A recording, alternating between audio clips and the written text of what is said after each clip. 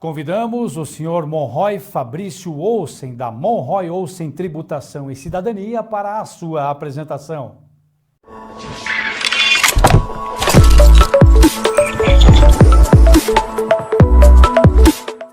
Meu nome é Monroy Olsen, eu sou advogado, sou administrador de empresas.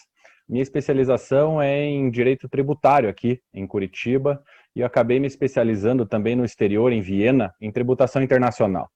Tenho dedicado boa parte da minha vida profissional na defesa de interesses também, não apenas tributários, mas de alguns segmentos específicos, né, como de renováveis.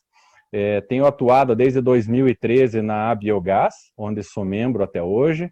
Então, por ser uma energia alternativa, né, eu tive a necessidade de estudar um pouquinho mais a fundo, né, para auxiliar os governos do estado do Paraná, o governo do estado de Santa Catarina, na elaboração de seus marcos legais de biogás. Junto a isso, eu acabei, então, tendo muitas experiências, não só nacionais como internacionais, vendo, né, não só legislações, mas também a prática, né, exercida em alguns países. Em 20 minutos aqui com vocês, para falarmos do cenário atual de mobilidade elétrica do Brasil, eu quero tentar basicamente focar no porquê da existência, né, dessas possibilidades de aquilo que diga respeito às alterações climáticas, aquilo que diga respeito a energias verdes, então, e especialmente, né, mobilidade, uma grande possibilidade de termos aqui um grande diferencial, né, de políticas públicas, mas principalmente nesse segmento que vocês tão bem estão trabalhando e que o Brasil, para cumprimento de metas, né, seja do Acordo de Paris ou de outras que tenha se comprometido, tenha sucesso. Então eu vou compartilhar minha tela com vocês, uma tela básica, né, sobre uma apresentação que eu fiz de 18 slides apenas. Nessa apresentação, então eu falo com vocês desse cenário, mas basicamente tentando fazer uma introdução rápida, né? Então, quando a gente fala em carros elétricos, a gente necessariamente tem que falar de sustentabilidade. A sustentabilidade, por óbvio, vem na questão da nossa própria cidadania, não apenas de atingirmos aquilo, né, que o nosso planeta precisa, né, por conta do aquecimento global, mas também naquilo que permita uma melhor distribuição de renda entre todos, né, com redução, obviamente, de custos de todas as nossas cidades, sejam elas mais ou menos inteligentes, que é o grande jargão, mas a gente tem, então, uma necessidade urgente de repensarmos o quesito sustentabilidade. Então, a gente tem, como vocês já bem sabem, né, a questão dos gases de efeito estufa, para evitarmos o aquecimento global, desde a ECO 92, no Rio de Janeiro, né, nós vimos, né, a Convenção Quadro das Nações Unidas sobre Mudança Climática, passamos pelo Protocolo de Kyoto, né, desde 97, com a comercialização de crédito de carbono.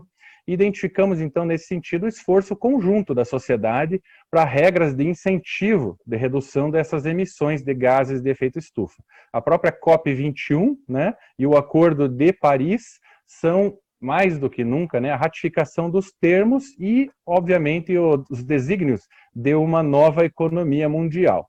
E aí a gente entra na questão de o modal rodoviário ser o segundo mais poluente do mundo, apenas atrás de aviação.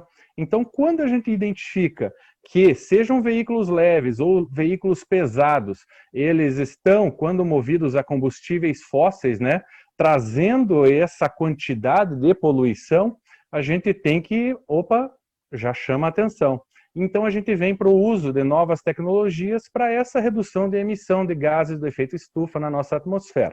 Então, não é algo que eu, Monroy Olsen, queira, é algo que a sociedade quer. Então a atmosfera, ela é uma tendência, né, de ser protegida pela sociedade, não somente no aspecto ambiental, mas também econômico.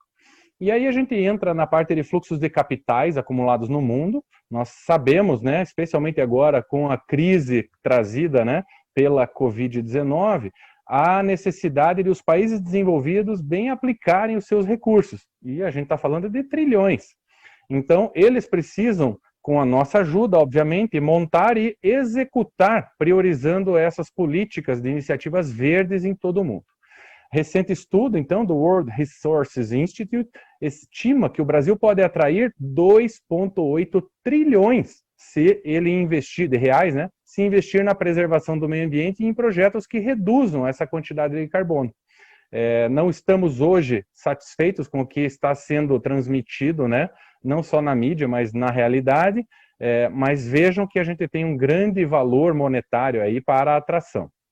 E aí a gente entra, né, numa tendência que já é realidade de migração dos incentivos fiscais para modais e combustíveis menos poluentes. Então, a gente fala aqui de veículos elétricos e biocombustíveis. Obviamente, não adianta eu também criar um veículo elétrico se a energia elétrica for gerada a partir de queima de diesel, por exemplo. Então, o Reino Unido, a França, proibiram a venda de veículos a diesel e a gasolina, né, a partir de 2040, por exemplo. No estado da Califórnia, essa proibição começa ainda antes, 2035. Então, a proibição é para combustíveis fósseis, aí bem entendido.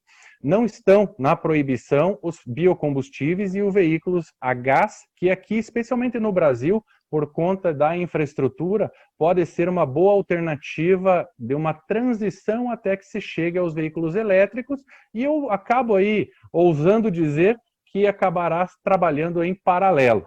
Para mim, meu sonho seriam carros híbridos, né? A gás, biometano e energia elétrica.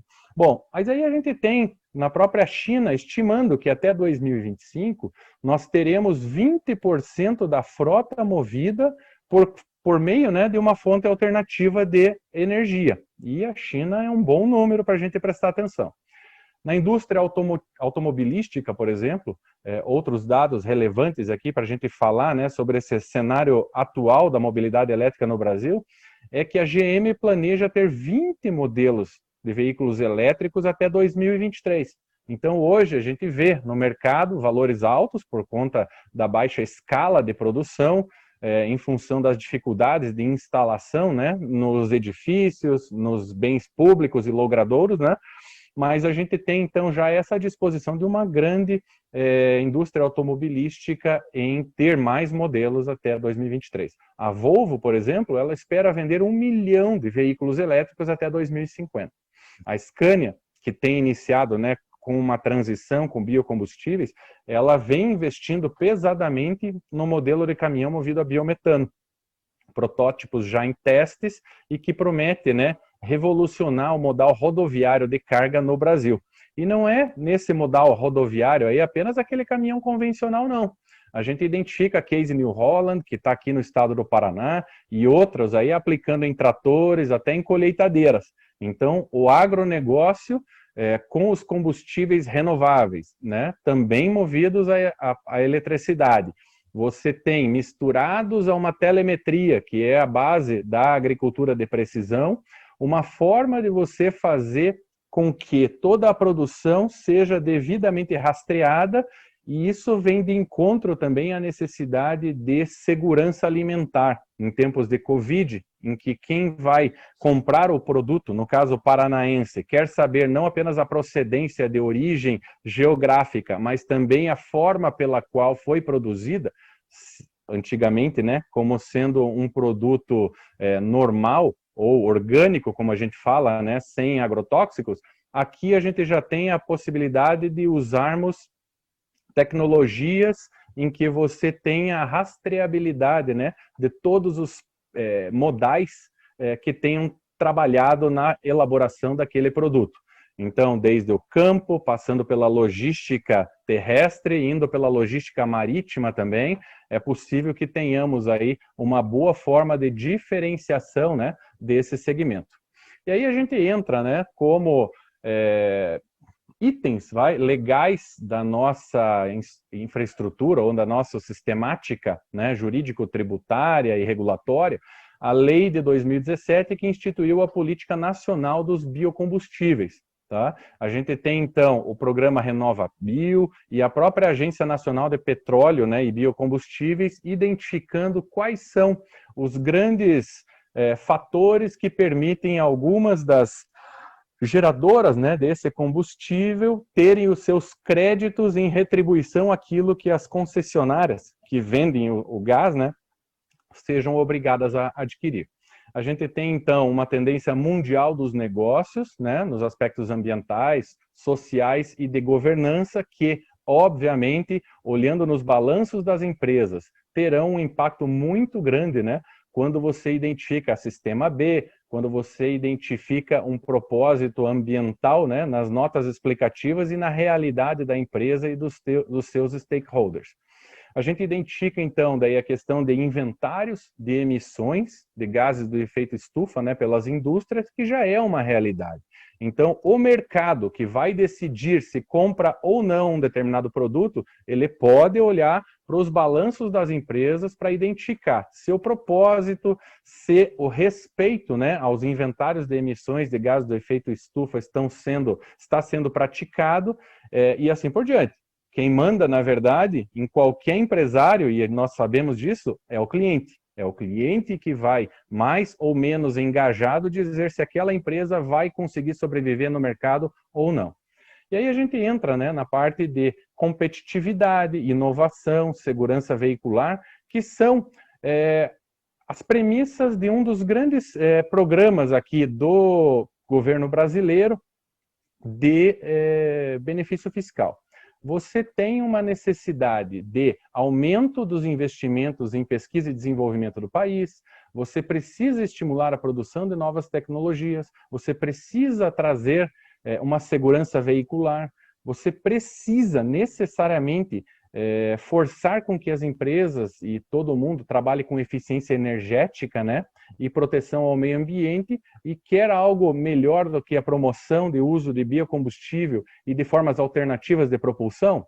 Não tem. Aí a gente entra, então, com um aspecto macro, né, com o aumento do risco de transferência das atividades de P&D para outros polos. Então, nós precisamos trazer para o Brasil, sejam em clusters específicos, aqui no caso no estado do Paraná, tanto aqui perto da capital e região metropolitana de Curitiba, quanto em Foz do Iguaçu, Londrina e outras áreas que estão sendo olhadas pelo governador Ratinho Júnior, e aí a gente identifica uma necessidade, a partir disso, de aumento de investimento no país. Só será feito um investimento de longo prazo, obviamente, se nós tivermos recursos financeiros e tecnológicos alinhados com os recursos humanos que vão trabalhar toda essa pesquisa. E nós temos no Brasil grande potencial. Não vou puxar aqui a sardinha só para o estado do Paraná, mas no Brasil inteiro nós temos grandes polos muito relevantes no desenvolvimento de tecnologias. Na redução do risco de perda de conhecimento, desenvolvimento de tecnologias que utilizam biocombustíveis, é importante a gente identificar que mais e mais os engenheiros brasileiros, que são ótimos, eles têm, infelizmente, vêm sendo expatriados para outros países que sim lançam benefícios fiscais agressivos para a atração de pesquisa e desenvolvimento.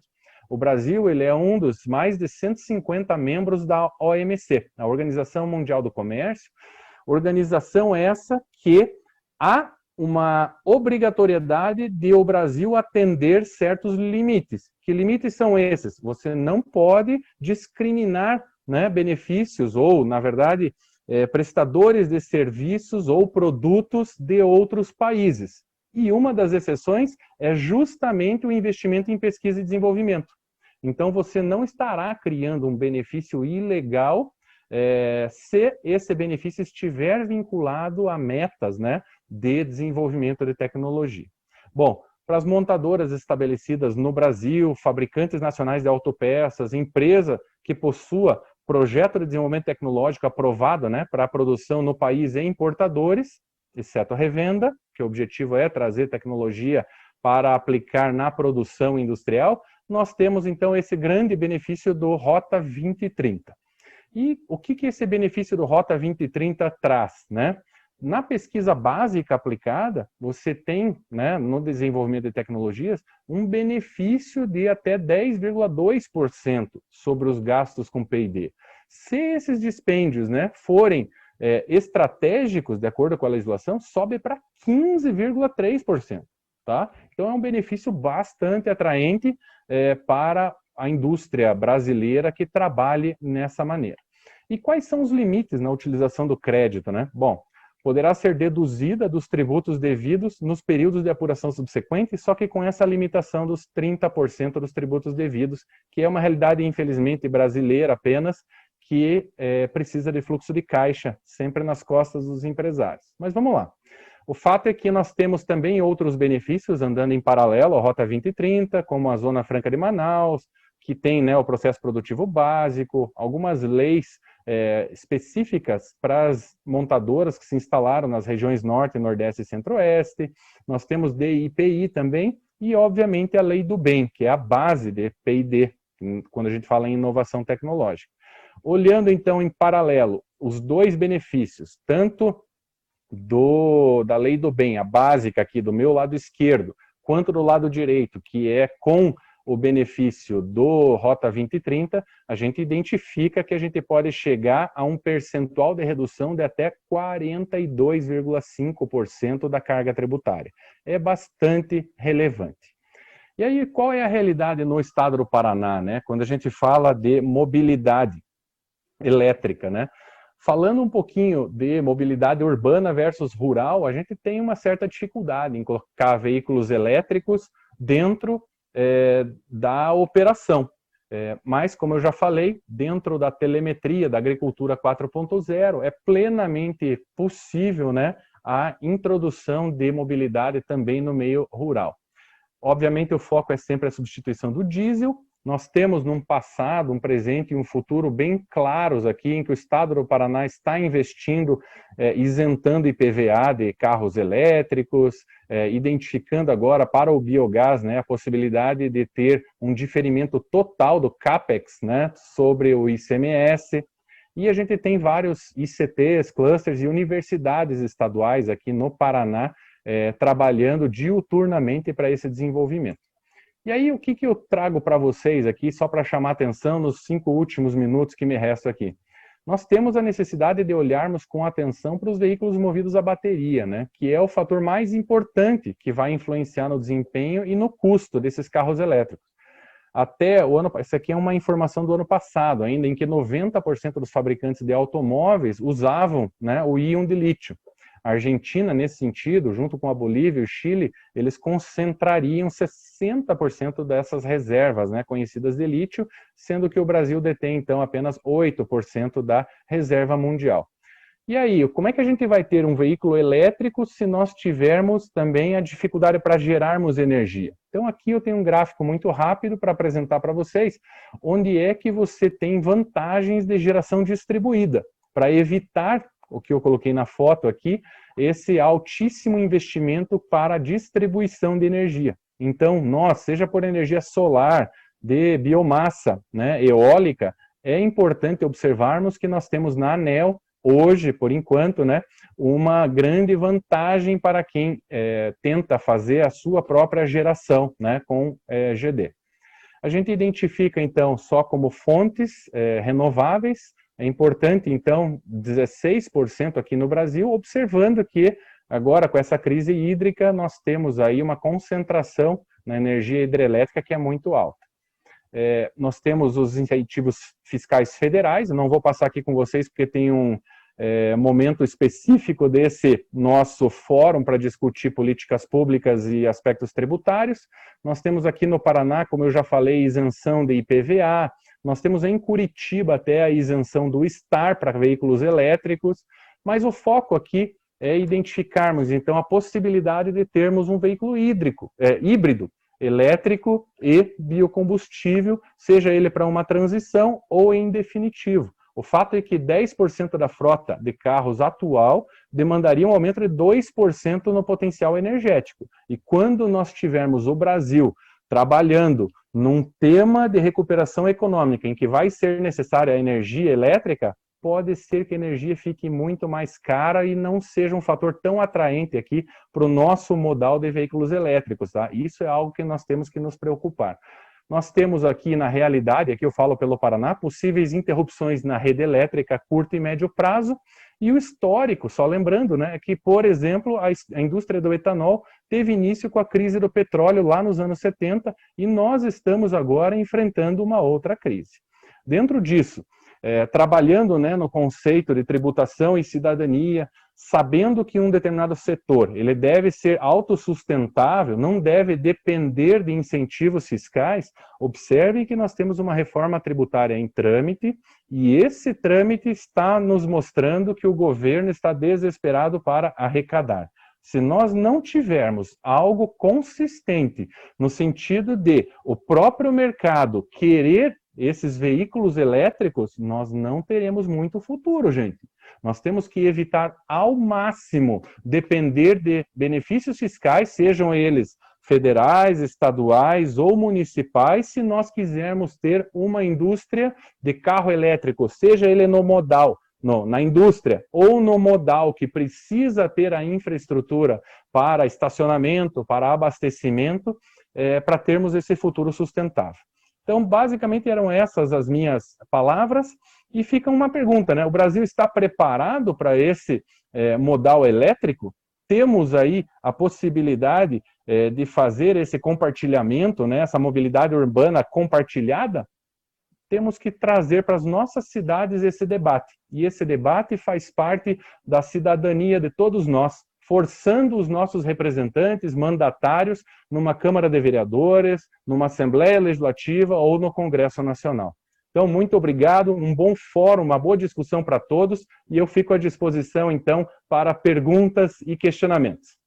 Agradecemos o senhor Monroy Fabrício Olsen, da Monroy Olsen Tributação e Cidadania, por sua apresentação.